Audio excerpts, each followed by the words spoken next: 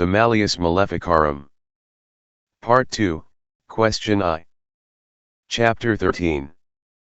How witch midwives commit most horrid crimes when they either kill children or offer them to devils in most accursed wise.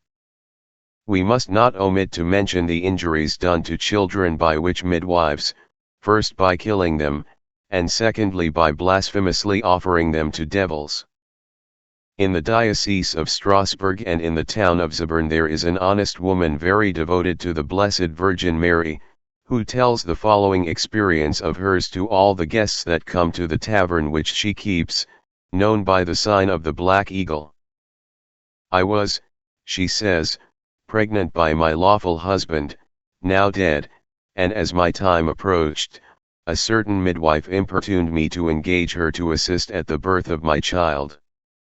But I knew her bad reputation, and although I had decided to engage another woman, pretended with conciliatory words to agree to her request. But when the pains came upon me, and I had brought in another midwife, the first one was very angry, and hardly a week later came into my room one night with 2 other women, and approached the bed where I was lying.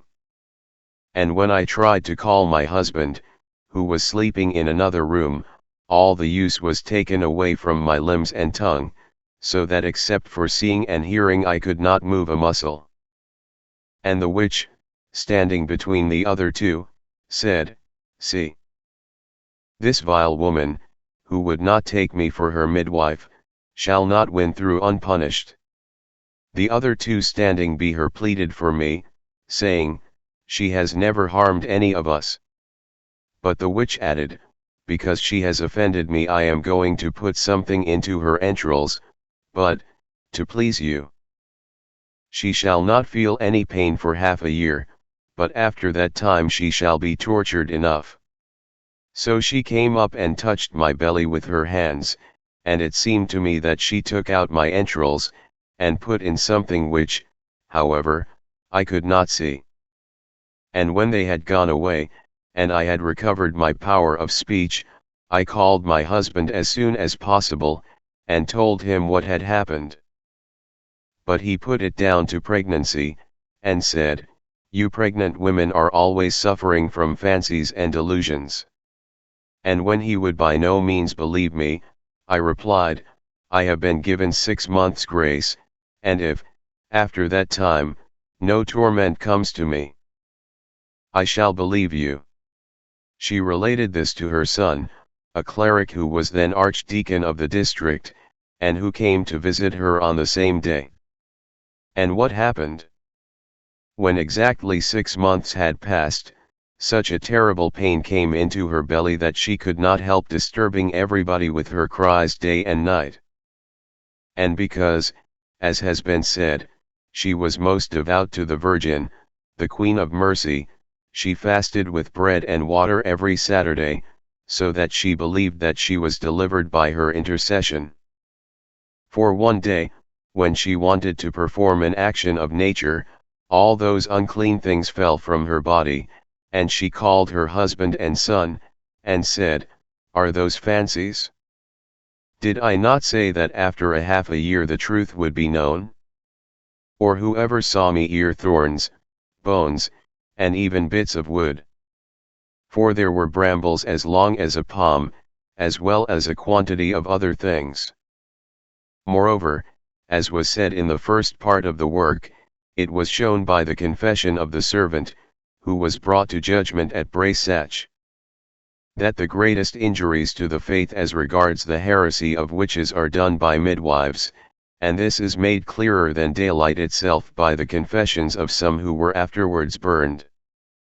For in the diocese of Basel at the town of Dan, a witch who was burned confessed that she had killed more than 40 children, by sticking a needle through the crowns of their heads into their brains, as they came out from the womb. Finally, another woman in the Diocese of Strasbourg confessed that she had killed more children than she could count. And she was caught in this way. She had been called from one town to another to act as midwife to a certain woman, and, having performed her office, was going back home. But as she went out of the town gate, the arm of a newly born child fell out of the cloak she had wrapped around her, in whose folds the arm had been concealed. This was seen by those who were sitting in the gateway, and when she had gone on, they picked up from the ground what they took to be a piece of meat, but when they looked more closely and saw that it was not a piece of meat, but recognized it by its fingers as a child's arm, they reported it to the magistrates, and it was found that a child had died before baptism, lacking an arm. So the witch was taken and questioned, and confessed the crime, and that she had, as has been said, killed more children than she could count. Now the reason for such practices is as follows: it is to be presumed that witches are compelled to do such things at the command of evil spirits, and sometimes against their own wills.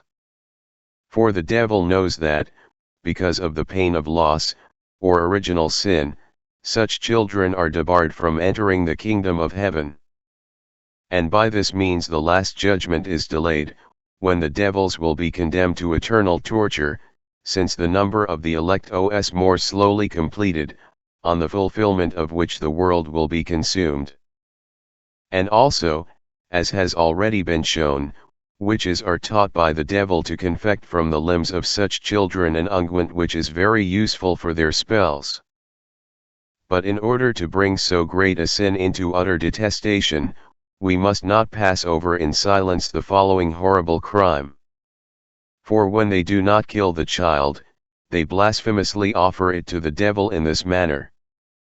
As soon as the child is born, the midwife, if the mother herself is not a witch, carries it out of the room on the pretext of warming it, raises it up, and offers it to the prince of devils, that is Lucifer, and to all the devils. And this is done by the kitchen fire.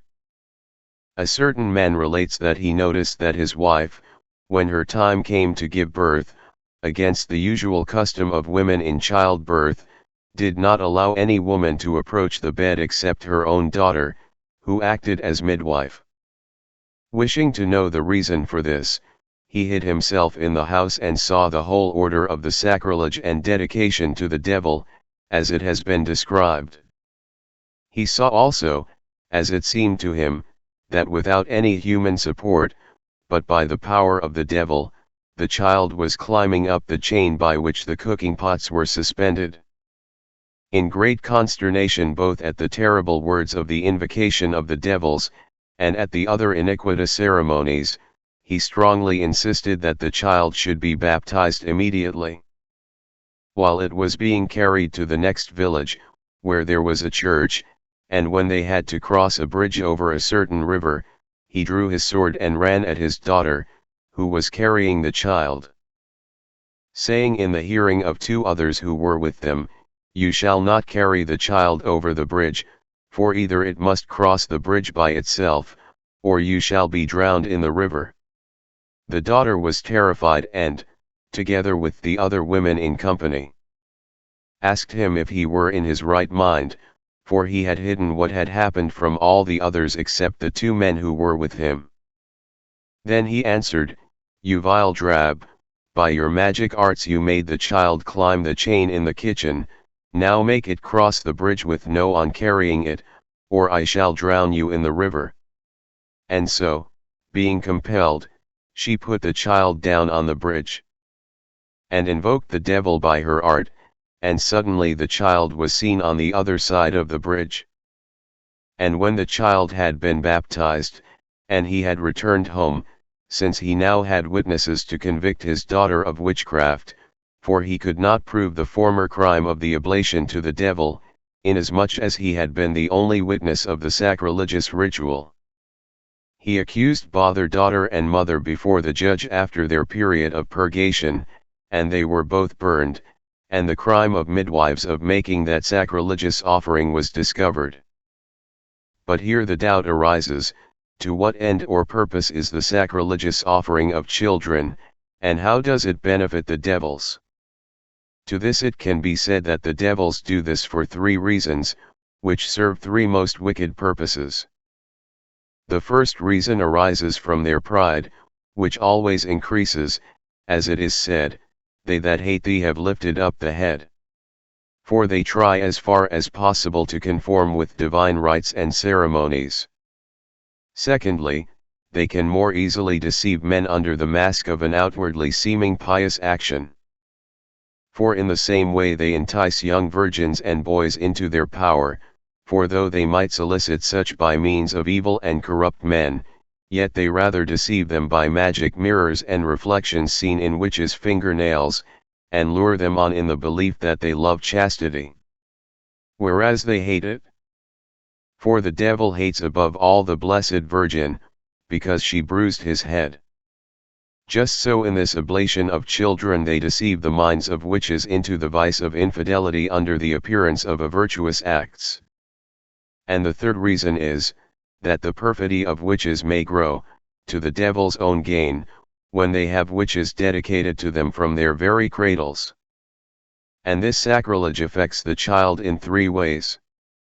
In the first place, visible offerings to God are made of visible things, such as wine of bread or the fruits of the earth, as a sign of honor and subjection to him, as it is said in Ecclesiasticus XXV, "Thou shalt not appear empty before the Lord."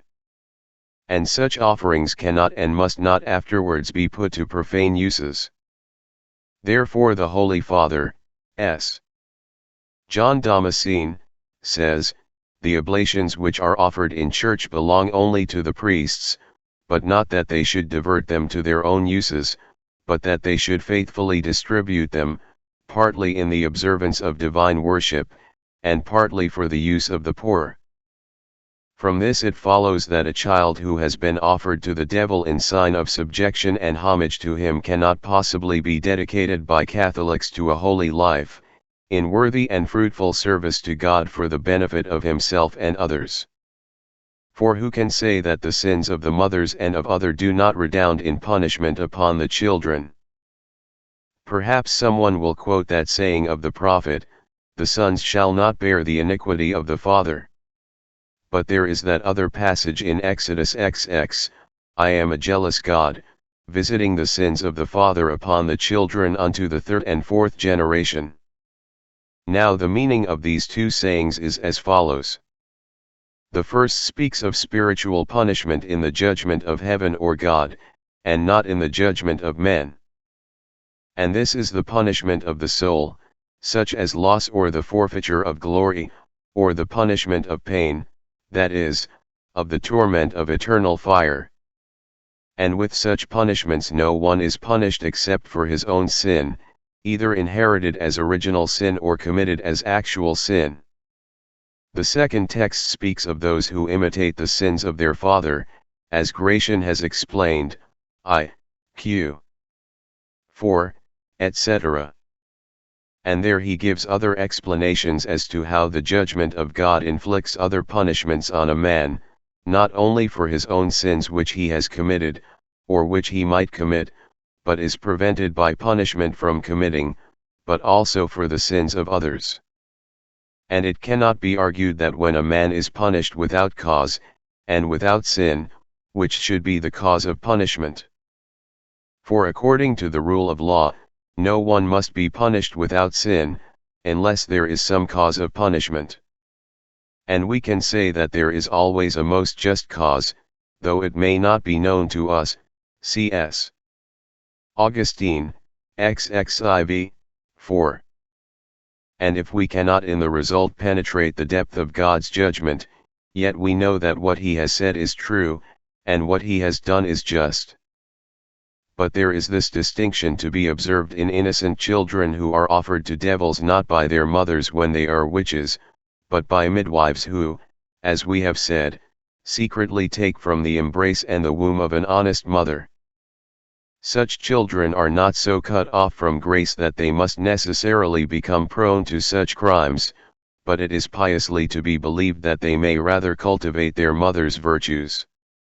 The second result to the children of the sacrilege is as follows. When a man offers himself as a sacrifice to God, he recognizes God as his beginning and his end, and this sacrifice is more worthy than all the external sacrifices which he makes, having its beginning in his creation and its end in his glorification. As it is said, a sacrifice to God is an afflicted spirit, etc. In the same way, when a witch offers a child to the devils, she commends it body and soul to him as its beginning and its end in eternal damnation, wherefore not without some miracle can the child be set free from the payment of so great a debt. And we read often in history of children whom their mothers, in some passion or mental disturbance, have unthinkingly offered to the devil from the very womb, and how it is only with the very greatest difficulty that they can, when they have grown to adult age, be delivered from that bondage which the devil has, with God's permission, usurped to himself. And of this the Book of Examples, Most Blessed Virgin Mary, affords many illustrations, a notable instance being that of the man whom the Supreme Pontiff was unable to deliver from the torments of the devil, but at last he was sent to a holy man living in the East. And finally with great difficulty was delivered from his bondage through the intercession of the most glorious Virgin herself. And if God so severely punishes even such a thoughtless, I will not say sacrifice, but commendation used angrily by a mother when her husband, after copulating with her, says, "I hope a child will come of it," and she answers, "May the child go to the devil." How much greater must be the punishment when the Divine Majesty is offended in the way we have described. The third effect of this sacrilegious oblation is to inculcate an habitual inclination to cast spells upon men, animals, and the fruits of the earth. This is shown by S. Thomas in the second book, Quest. 108, where he speaks of temporal punishment, how some are punished for the sins of others. For he says that, bodily speaking, sons are part of their father's possessions, and servants and animals belong to their masters, therefore when a man is punished in all his possessions, it follows that often the sons suffer for the fathers. And this is quite a different matter from what has been said about God visiting the sins of the fathers upon the children unto the third and fourth generation. For there it is a question of those who imitate their fathers' sins, but here we speak of those who suffer instead of their fathers, when they do not imitate their sins by committing them in fact, but only inherit the results of their sins. For in this way the son born to David in adultery died very soon, and the animals of the Amalekites were ordered to be killed. Nevertheless, there is much mystery in all this.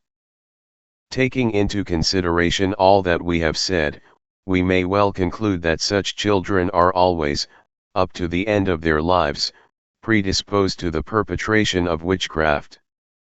For just as God sanctifies that which is dedicated to him, as is proved by the deeds of the saints, when parents offer to God the fruit which they have generated, so also the devil does not cease to infect with evil that which is offered to him. Many examples can be found in the Old and New Testaments. For so were many of the patriarchs and prophets, such as Isaac, Samuel, and Samson, and so were Alexis and Nicholas, and many more, guided by much grace to a holy life. Finally, we know from experience that the daughters of witches are always suspected of similar practices, as imitators of their mother's crimes, and that indeed the whole of a witch's progeny is infected. And the reason for this and for all that has been said before is, that according to their pact with the devil, they always have to leave behind them and carefully instruct a survivor, so that they may fulfill their vow to do all they can to increase the number of witches. For how else could it happen, as it has very often been found, that tender girls of 8 or 10 years have raised up tempests and hailstorms, unless they had been dedicated to the devil under such a pact by their mothers? For the children could not do such things of themselves by abjuring the faith, which is how all adult witches have to begin, since they have no knowledge of any single article of the faith. We will recount an example of such a child. In the Duchy of Swabia a certain farmer went to his fields with his little daughter, hardly 8 years old, to look at his crops, and began complaining about the drought, saying, "Alas! When will it rain?" The girl heard him, and in the simplicity of her heart said, "Father, if you want it to rain, I can soon make it come." And her father said to her, "What? Do you know how to make it rain?" And the girl answered, "I can make it rain, and I can make hailstorms and tempests too." And the father asked, "Who taught you?" And she answered, "My mother did, but she told me not to tell anybody." Then the father asked, "How did she teach you?" And she answered, "She sent me to a master who will do anything I ask at any time." But her father said, "Have you ever seen him?" And she said, "I have sometimes seen men coming in and out to my mother, and when I asked her who they were, she told that they were our masters to whom she had given me, and that they were powerful and rich patrons." The father was terrified, and asked her if she could raise a hailstorm then. And the girl said, "Yes, if I had a little water." Then he led the girl by the hand to a stream, and said, "Do it, but only on our land." Then the girl put her hand in the water and stirred it in the name of her master, as her mother had taught her, and behold, the rain fell only on that land. Seeing this, the father said, "Make it hail now, but only on one of our fields." And when the girl had done this, the father was convinced by the evidence, and accused his wife before the judge. And the wife was taken and convicted and burned, but the daughter was reconciled and solemnly dedicated to God, since which hour she could no more work these spells and charms.